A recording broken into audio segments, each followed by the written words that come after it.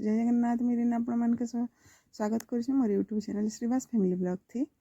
आज दिन हूँ रविवार सकाल टाइम है। इटा मुझे चाउल बाटी पकई चाउल बिरी आ पिठा बनाऊे ये दिमाग थे वीडियो गोटे मन पका शिखी तो यहाँ मुझे आज पतर पुड़ा बनाऊे पुड़ाला पिठा अंगरा कर बहुत सारा आईटा मुझे लदी देली न पिठा के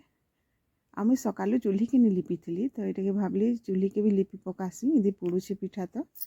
कहली यहाँ चूल्ही के लिपुछे इटा तो मुझे चूल्ही के लिपि पकाऊे सकालू उठली कि लिपि थी तो ये लिपि पकासी कहली लिपि पकाली चूल्ही के लिपि लुपा करे मुई जी हाथ धोई हैंडवाश थी हाथ धोबी मुई